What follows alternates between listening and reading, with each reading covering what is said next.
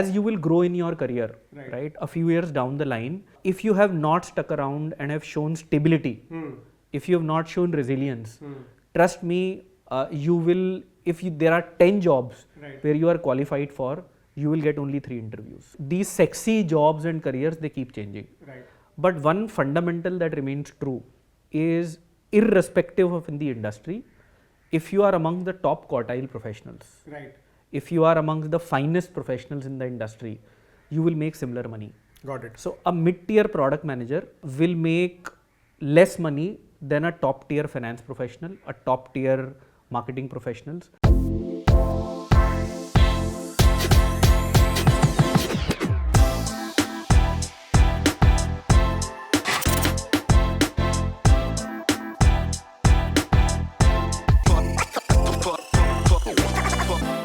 Hey guys, welcome to another episode of the AltUni Career Show. This is part 2 of our philosophical discussion with Supreet. We spoke about envy, we spoke about somebody stuck in a career rut, we spoke about mentorship in our last episode. This time around, we're talking about the 5 mistakes that an early career professional makes. And Supreet is here with us. He's the founding partner at Native and has interviewed about 5,000 odd people, has helped about 1,000 odd people get jobs. He's personally mentored almost 1,000 people over the last decade or so. So we are going to pick his brains to get to know what you should not do as an early career professional. So let's dive right in. Sure, Ankit.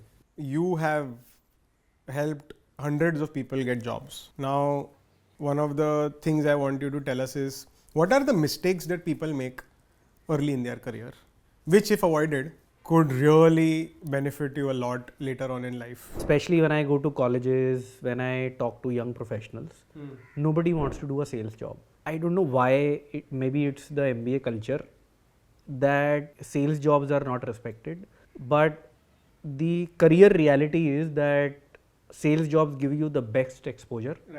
They help you build a personality which is resilience. They are among the fastest growing careers. And later stages of your life, sales professionals end up getting more meaningful jobs. The kind of opportunities that will be open to you, the kind of growth that you will get is significantly higher in sales. And no matter which job you are in, you are an HR professional, you are a finance guy, you are a marketing guy, you have to sell.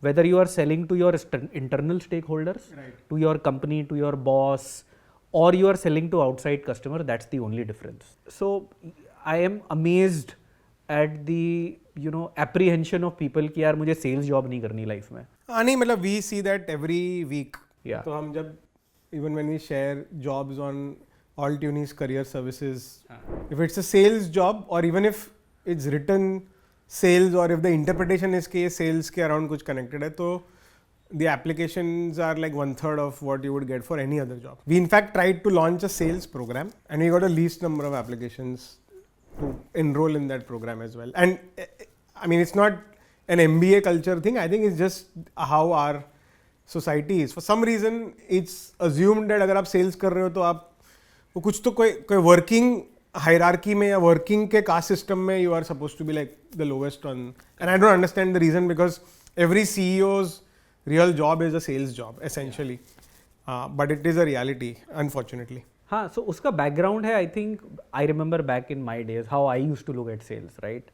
The kind of sales professional, if I come from a tier 2 town and if I am just a student, the only sales professional that I have interacted with, people who come and sell door to door. When I go to a retail store, the guy who's selling to me. So the perception in my mind is that sales job is that. Reality क्या है? The quality of sales job depends on the kind of customers that you are selling to. Right. If you are a B2B salesperson, you are selling to a company and the CXOs and the senior decision makers of that company. Right. From each of those interactions, you learn a lot, right? And those sales are more sophisticated.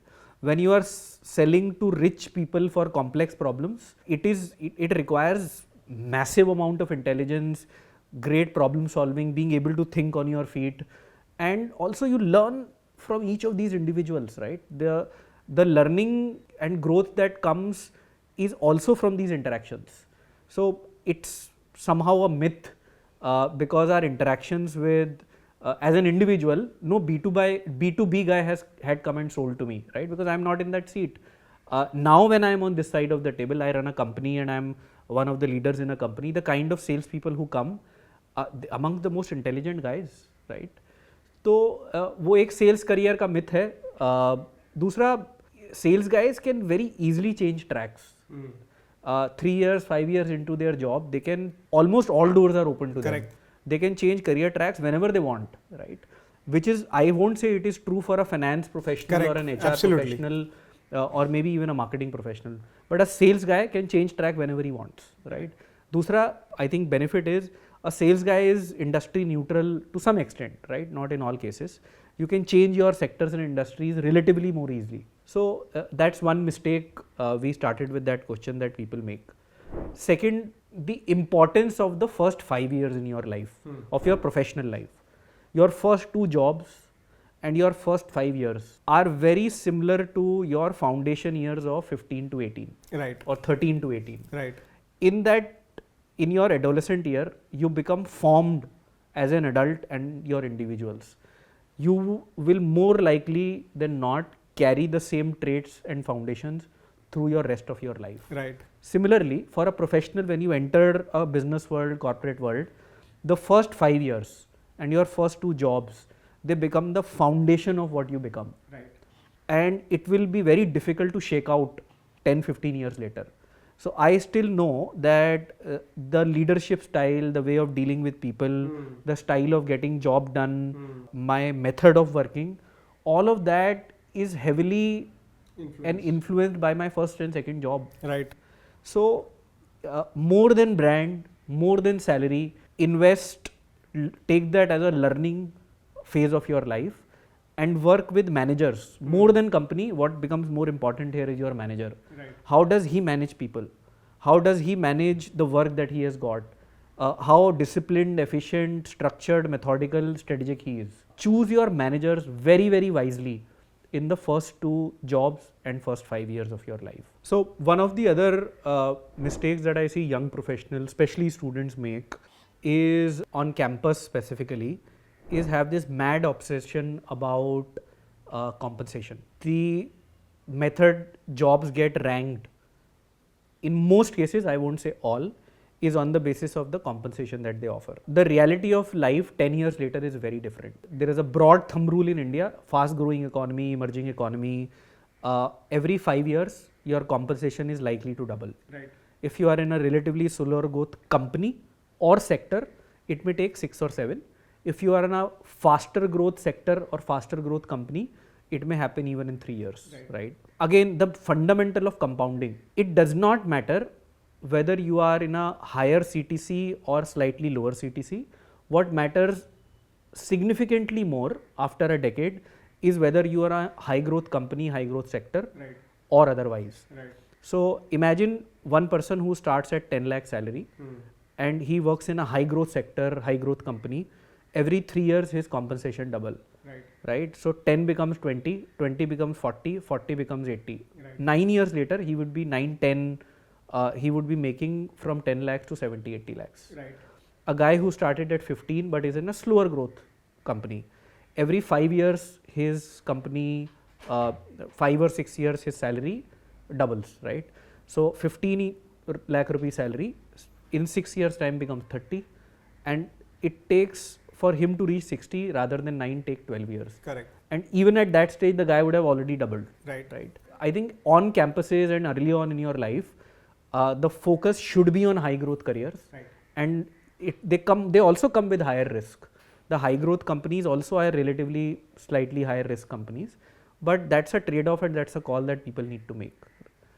Choose careers, especially if money is very important to you, companies and jobs with higher growth potential, then only focusing on higher compensation. I think theoretically लोग समझते भी हैं काफ़ी सारे लोग, but वो finally जब decision लेना होता है तब eventually people always end up prioritizing the immediate gratification of a higher CTC. Correct.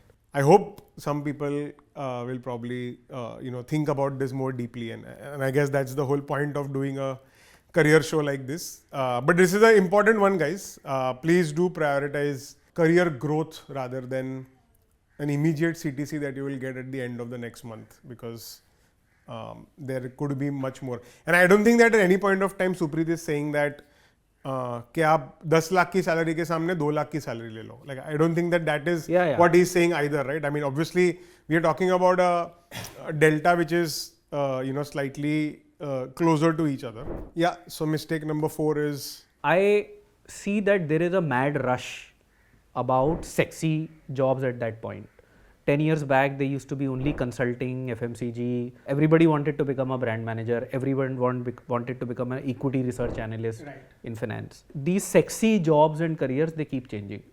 But one fundamental that remains true is, irrespective of in the industry, if you are among the top quartile professionals, if you are amongst the finest professionals in the industry, you will make similar money. Got it. So a mid-tier product manager will make less money than a top-tier finance professional, a top-tier marketing professionals. So finance is one of my favorite subjects, and you will be surprised to know when you go to a college, most people want to become an equity research analyst, an investment banker, and those are the sexiest jobs. In India, there are around 1,000-1,200 investment bankers. There are another 1,000-1,200 equity research analysts. But there are a few thousands, right? And maybe 3 times the number of that of CFOs, who make as much or more money. So there are thousands of CFOs in the country who make 2, 3, 4 crores a year, and in some cases even $1 million, right? But when you go to a good MBA campus, a finance professional will only tell you about investment banking, equity research, fund management. But there are so many other careers which are even within just the finance domain. Same domain, right? And the same philosophy applies to every single domain. It comes back to the point on deeper self-assessment, knowing yourself better, and also deep interest, job that genuinely interests you. You will invest more time and energy in learning the ropes of that business and that function, and you will see at the end of your journey and mid of the journey, if you are among the top professionals in that industry, top quartile, top decile, you will make similar amount of money rather than only sexy jobs, right? Awesome. That's super helpful. I remember this slightly unrelated dialogue from Laksh, which is that कि आपको जो बनना है बनो, घास काटने वाला बनो, पर अच्छा घास काटने वाला बनो. This is kind of similar, right? कि 25%, top 25% में you need to be there. Yeah, you said it well. Awesome. So there is obviously this other mistake that people make, which is that at least at AltUni InsideIIM, we are also now like a team of more than 50 odd people. We get CVs of people who graduated in 2020 but are already in their 4th job. This job hopping के ऊपर आपका क्या मानना है? So I believe that unfortunately in the last 5 years it's become a reality, but people do a lot of self-harm by doing this, right? I've been on the other side of the table. We have looked at thousands and thousands of CVs, hired hundreds of professionals. A recruiter in our company would look at 20 to 30 CVs a day. I'll tell you how do they shortlist who to talk to and who to not. You have all the right skills, you have the right experience, but if you are a guy who have not been stable, if you have not shown resilience, if you have not shown commitment, then trust me, companies don't want to bet on you. In the same function, same team, if there are 3 professionals and that team and that company has, let's say, a bad manager, is going through a rough patch, one of them will quit the company, but there will be people who will stick it out, who will see that company through a rough phase. And this builds character, this builds resilience, and it is these professionals who essentially get ready for taking on bigger challenges in their life. We as recruiters and our clients and the HR leaders of our clients and business leaders of our clients, they value this resilience and they value this commitment hugely.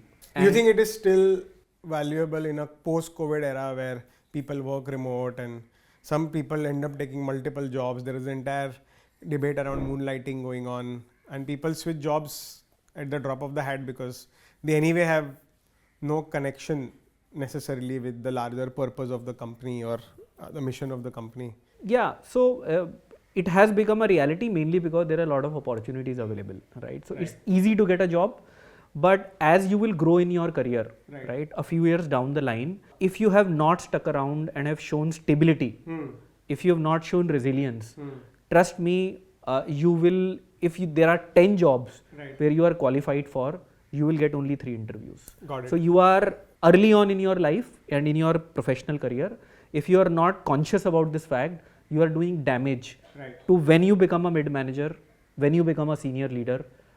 People will look at this tendency of being a job hopper, of tendency of not being stable very, very negatively. Earlier on, it's not. I think companies are relatively more flexible, but if you have changed 6 jobs in 6 years, you've already become early mid manager. Right. That company will look at it very hard, right? And you may not get a great opportunity which you would have otherwise got. Thank you so much, Supreet, for doing this with us. I hope that it is really useful for you guys. It was very insightful. I think a lot of actionable things and ideas to think about, to work upon. And I think your experience as a recruiter, as an entrepreneur, as a professional, I think all of it came out very well, in this discussion. So yeah, that was another AltUni Career Show. I hope you liked the episode, and please do check out a variety of programs that will help you get jobs in the digital economy on the AltUni website. We give a guaranteed live project for each of our programs. We also have this unique global immersion opportunity with all our programs now. Thank you so much and see you in the next episode.